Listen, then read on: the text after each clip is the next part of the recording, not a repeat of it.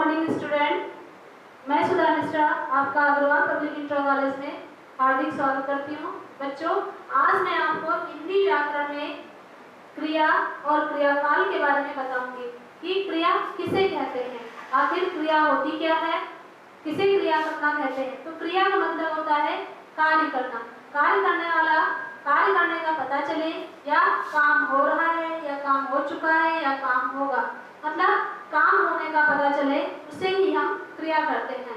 और क्रियाकाल मतलब काल का मतलब होता है समय, समय किस समय में काम हो रहा है। जैसे काम होता है कि अभी काम हो रहा है या काम बाद में होगा या काम हो चुका होता है, उसे काल कहते हैं। इसका मतलब है हम किस समय में क्या काम कर रहे हैं, उसके बारे में आपको विस्तार से जानकारी दूंगी कि क्रिया किसे कहते हैं। पहले तो मैं आपको इसके बारे में ही बताऊंगी। बच्चों ध्यान से सुनिएगा। बच्चों, अभी हमने जैसे आपको बताया कि मैं आज आपको क्रिया और क्रिया के बारे में बताऊंगी कि क्रिया किसे कहते हैं। जैसे कि ऊपर देखिए आपके सामने ये 3 उदाहरण दे रखे हैं। पहला उदाहरण है मोर नाच रहा है, दूसरा है लड़की पौधे सींच रही है, तीसरा है हिरन दौड़ रहा है। तो पहला जैसे उदाहरण दे रखा है इसमें कि मोर नाच रहा है, तो मोर क्या कर रहा है, इसमें नाचने का काम कर रहा है, यानी नाचने का काम हो रहा है। तो नाच रहा जो है वो आपकी क्रिया है। दूसरे में है लड़की पौधे सींच रही है, तो लड़की पौधे सींच रही है, सींचने का काम हो रहा है, तो यहाँ पर सींच रही जो है वो क्रिया है। तीसरा है आपका हिरन दौड़ रहा है, तो हिरन दौड़ने का काम कर रहा है, इसलिए यहाँ पे दौड़ रहा शब्द जो है वो आपका क्रिया है। तो आपको समझ में आया कि इस क्रिया किसे कहते हैं, जिसमें किसी काम के करने या होने की जानकारी देने वाले जो शब्द होते हैं उनको हम क्रिया कहते हैं। सीधी सी बात है, जिससे किसी काम के करने या होने की जानकारी मिलती है उसको हम क्रिया कहते हैं। जैसे कि हमने उदाहरण में आपको समझाया कि मोर नाच रहा है, इसमें नाचने का काम बताया, इसमें सींचने का काम, तीसरे में दौड़ने का काम। तो तीनों में काम करने की जानकारी हो रही है, इसलिए यह शब्द नाच रहा, सींच रही और दौड़ रहा, ये तीनों शब्द जो हैं क्रिया कहलाते हैं। तो समझ में आया आपको बच्चों कि क्या क्रिया किसे कहते हैं, किसी काम के करने या होने की जानकारी देने वाला शब्द क्रिया कहलाता है। ठीक है, अगला है आपका, इसमें थोड़ा सा ध्यान देने की बात यह है कि क्रिया के बिना आपका वाक्य पूरा नहीं होता है, क्योंकि क्रिया के बिना वाक्य अधूरा ही रहता है। वाक्य अधूरेपन का संकेत करता है जब तक कि उसमें क्रिया नहीं जुड़ी होती है, इसलिए क्रिया का होना बहुत आवश्यक है।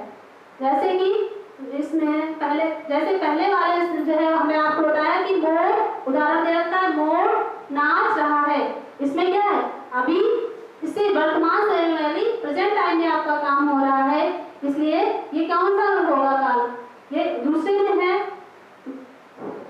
दूसरे उसमें है लड़की पौधे सींच रही, इसमें भी काम तुरंत हो, मतलब अभी वर्तमान समय में काम हो रहा है। और तीसरा है आपका जैसे हिरन दौड़ रहा है, इसमें भी वर्तमान समय में ही काम हो रहा है।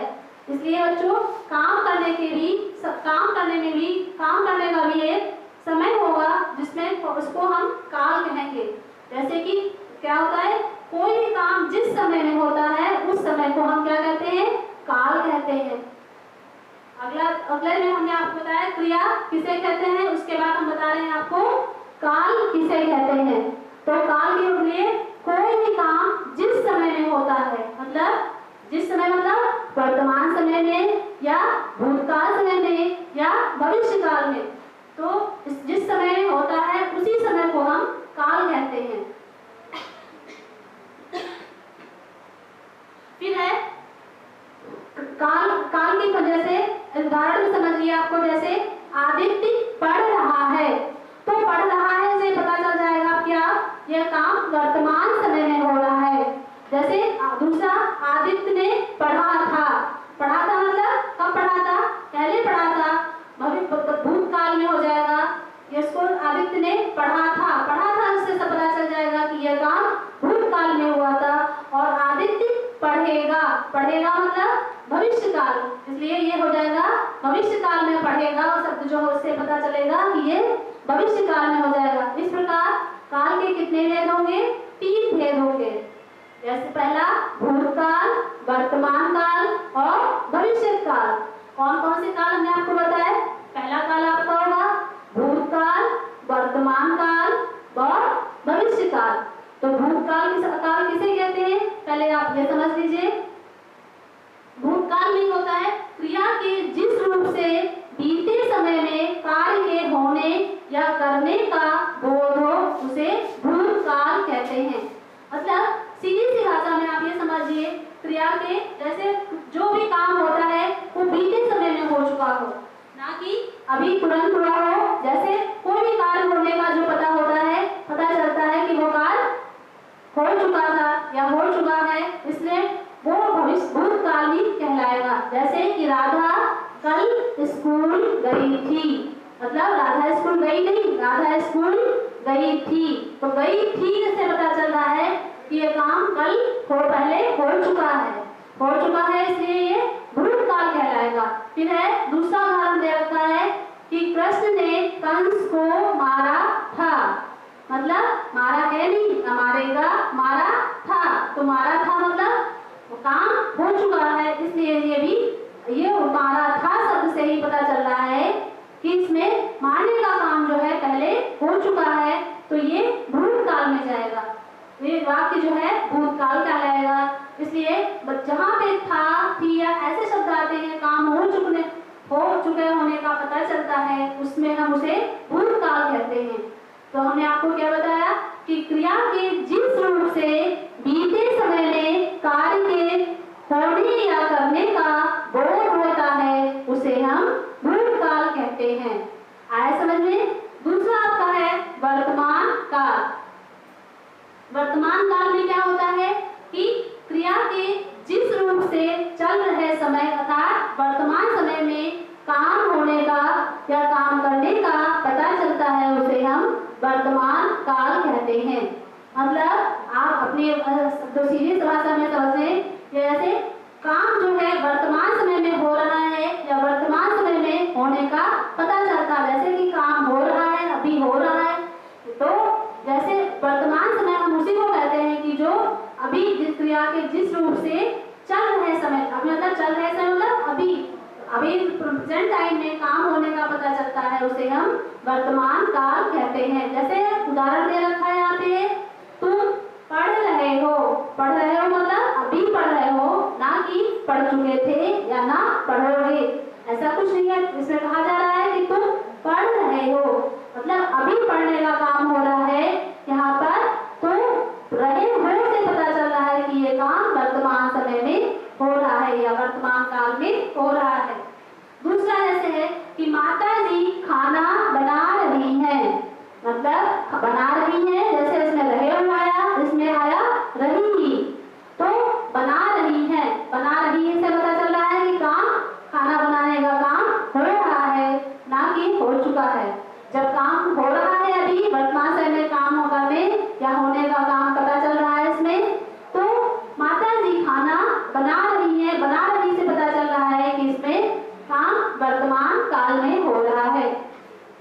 इसी तरीके से अनेक उदाहरणों से आपको पता चल जाएगा कि कौन सा काम किस समय में हो रहा है। जैसे हम बता रहे हैं आपको, लिखा मोहन खेल रहा है, तो जब मोहन खेल रहा है तो खेलने का काम जैसे अभी हो रहा है, तो ये भी आपका वर्तमान काल में होगा। इसी तरीके से जैसे राधा पत्र लिख रही है, लिखने का, राधा पत्र लिखने का काम कर रही है, तो लिखने का काम जब कर रही है अभी हो रहा है, तो ये भी आपका वर्तमान काल में ही होगा।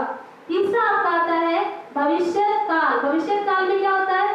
क्रिया के जिस रूप से आने वाले समय में काम का होने का पता चले, काम होने का पता चले, उसे हम भविष्य काल कहते हैं।